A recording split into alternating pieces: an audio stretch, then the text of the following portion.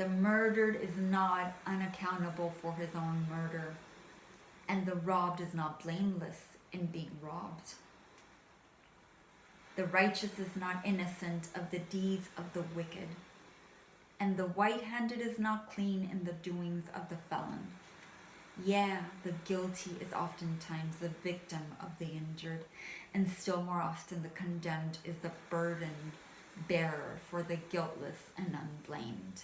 You cannot separate the just from the unjust and the good from the wicked, for they stand together before the face of the sun, even as the black thread and the white are woven together.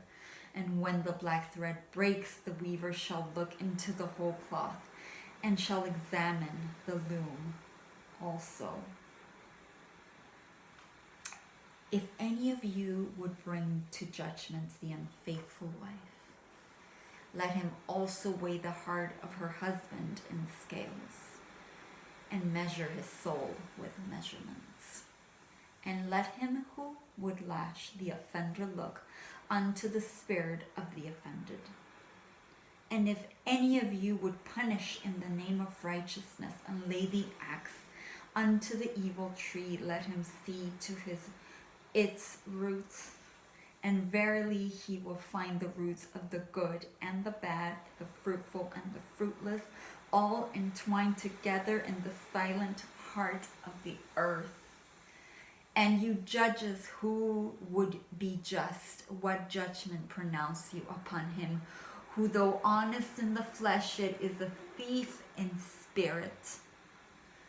What a penalty lay you upon him who slays in the flesh, yet is himself slain in spirit?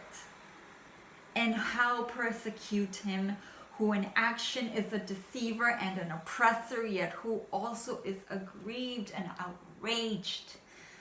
And how shall you punish those whose remorse is already greater than their misdeeds? And how shall you punish those whose remorse is already greater than their misdeeds? Is not remorse the justice which is administered by that very law which you would fain serve? Yet you cannot lay remorse upon the innocent, nor lift it from the heart of the guilty. Unbidden shall it call in the night, that man may wake and gaze upon themselves. And you who would understand justice, how shall you unless you look upon all the deeds in the fullness of light? Only then shall you know that the erect and the fallen are but one, standing in twilight between the night of his pygmy self and the day of his God self. And that the cornerstone of the temple is not higher than the lowest stone in its foundation. Then a lawyer said, "But what of our laws, master?" And he answered, "You delight in laying down laws, yet you delight more in breaking them. Like children playing by the ocean, who build sand towers with constancy and then destroy them with laughter. But while you build your sand towers, the ocean brings more sand to the shore."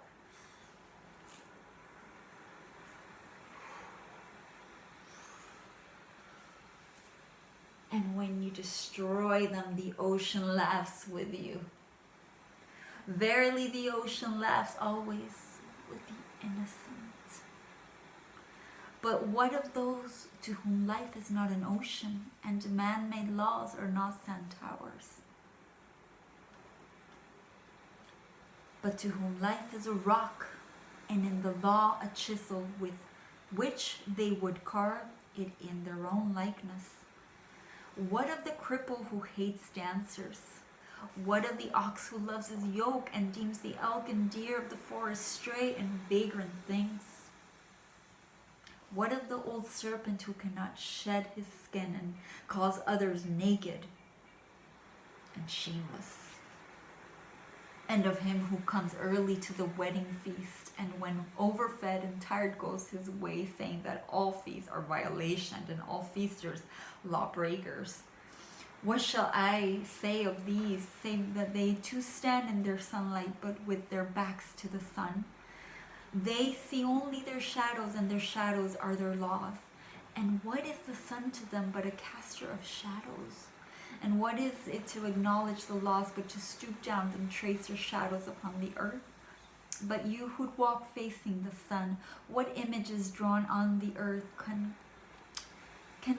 hold you? You who travel with the wind, what weather vane shall direct your course?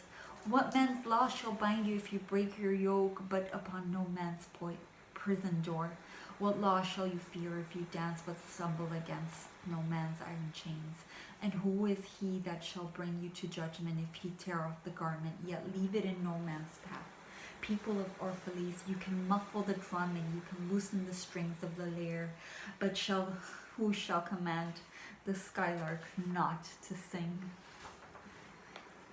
And an orator said, "Speak to us of freedom." And he answered, "And the city gate and by your fireside, I have seen you prostrate yourself and worship your own freedom, even as slaves humble themselves before a tyrant and praise him though he slays them.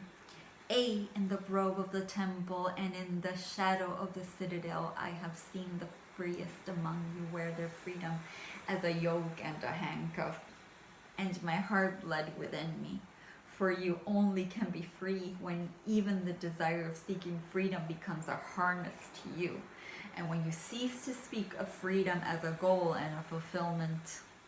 You shall be free indeed when your days are not without a care, nor your nights without a want and a grief.